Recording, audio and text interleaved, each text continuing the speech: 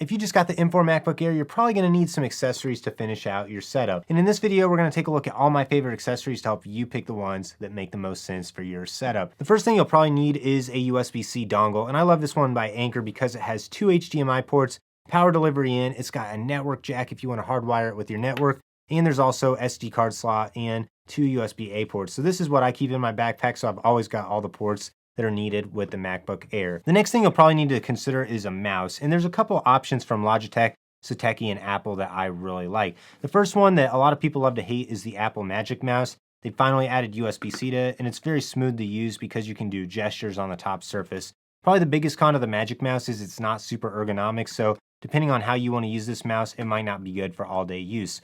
Also, there is the Apple Magic Trackpad, which is basically a giant wireless computer trackpad. It's really great if you love the laptop experience, but you want to use your computer a little farther away from you or in a desktop setup. The next option is if you want the cheapest possible mouse. I really like the Satechi M1 mouse. It's just super minimal. There is a USB-C port for keeping it recharged. Scroll wheel, left and right click. It's got everything you need, and it's just about 30 bucks. The last two options from Logitech I really like. There's the MX Anywhere 3S and the MX Master 3S. The Master 3S is the mouse I use every day because to me it's the most comfortable. It just fits my hand really well, and it raises your wrist a little bit, which gives a little bit better wrist comfort in my opinion. The MX Anywhere also gives you great grip ability on the side, a couple customizable buttons like the MX Master, but it's going to be smaller, so it's a better option if you want to throw it in your backpack a lot.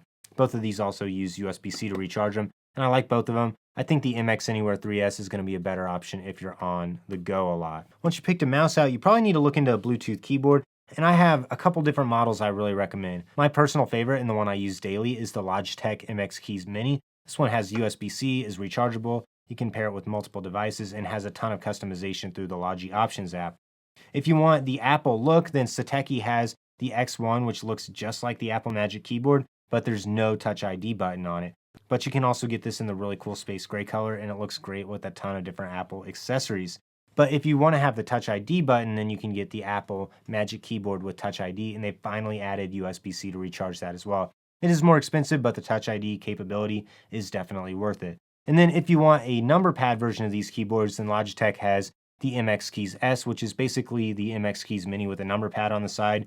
Satechi has the X2 or X3, which add a number pad, or you can also get the Apple Magic Keyboard with Touch ID and the number pad if you really want the number pad and the functionality of the Touch ID button. Next, we need to talk displays. There's a couple of options I really recommend. My favorite one is the Apple Studio display, but it's quite a bit more expensive than the MacBook Air even costs. So for most users, it's probably not going to be the best option. If you want to save a little money and still get a 5K display, I really like the LG Ultrafine 5K 27-inch monitor. Has great resolution, still uses Thunderbolt, charges your computer, works fantastic. It's just a little bit clunkier looking, and the design is a little bit dated compared to the Studio display, but I use one for years and still use it sometimes. It's a great display. If you want to save a little bit of money, that's when you should get one of the LG 4K 27-inch displays that have USB-C, because those will still charge your computer and they still give you the very sharp 4K resolution, and those work well. I've used a ton of those different models at work, have no complaints with any of the LG 27-inch 4K displays. There's also cheaper models by LG as well that aren't going to have high resolution. I'll have links for some of my favorite in the description as well. The next thing you may or may not need is a dock, and what a dock does is it's one cable that plugs into your computer, powers the computer, and it also sends your signal to all your different displays. It'll connect you to the network, give you USB-A ports, more Thunderbolt ports, and additional ports on the front as well that are very handy. I really like this one by Sonnet. It's nice and simple. Sonnet also has a version of this that has HDMI.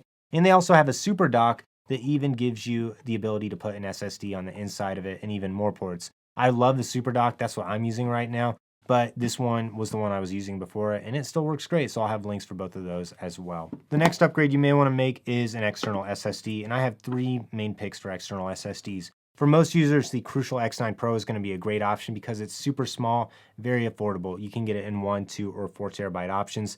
This is going to give you speeds about 950 megabytes a second, so not quite as fast as your computer's SSD, but plenty of extra storage for your documents, videos, and other files. And then what I really love is USB 4 or Thunderbolt SSDs because these give you speeds all the way up to 3200, 3500 megabytes a second on the read and the write. I have two options. You can either get the OYN U34 Bolt, which is available all the way up to 8 terabytes, which the 8 terabyte model of this is way cheaper than trying to get an 8 terabyte Apple laptop. This gives you insanely fast speeds, is very rugged. This is my daily driver SSD. Or then if you want to build your own SSD, I really like the Satechi USB 4 enclosure because this still gives you those really fast speeds. You just pick your own NVMe, put it in, and you're off to the races. It has a USB-C port on it as well. All these come with USB-C to USB-C cables, so you don't even have to use an adapter to plug them into your computer. The last thing to talk about is power adapters, because the MacBook Air can now support up to 70 watts of power for fast charging. And you can get the Apple 70 watt power adapter, but it's kind of bulky. It only has one port. The compact 35 watt adapter, I don't really recommend. It does have 2 ports, but not enough power to split between devices.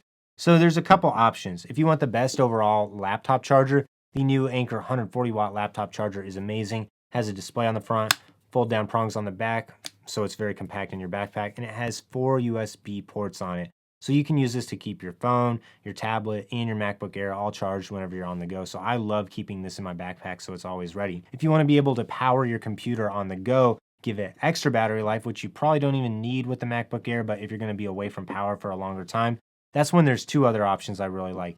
So the Anker laptop power bank is amazing. It has a built-in USB-C cord on the side. There's also a retractable USB-C cord on the top. That design is super cool. And then you have a USB-C and a USB-A port on the side of it. This is amazing with up to 160 watts of power, and it also has 25,000 milliamp hours of capacity. So this will give you almost an additional extra MacBook Air charge. But then on the flip side, there's the smaller but more versatile Anker Prime Fusion charger. This one is both a power bank and it's a wall adapter. It's got prongs on the back, so you can actually recharge this by itself without bringing an extra adapter with you. It has 2 USB-C ports with a total of 65 watts of power, so it's going to be able to keep your MacBook Air running while you're using it plugged into the wall, or it has 9,600 milliamp hours of extra capacity, which isn't a ton, but it is a little bit of extra juice. But this will make a great power bank for your phone or other devices. So this one's a little bit more versatile, giving you the ability to use it as both a power bank and a charger, but it's not going to give you as much power as the 140 watt wall charger or the 160 watt power bank. So there's all the accessories I love to use with the MacBook Air. If you're interested in buying any of these, I do have links to buy in the description below, or if you got any other questions about these, feel free to leave a comment. I'd love to answer them. Like this video, subscribe to the channel so you don't miss out on any upcoming content.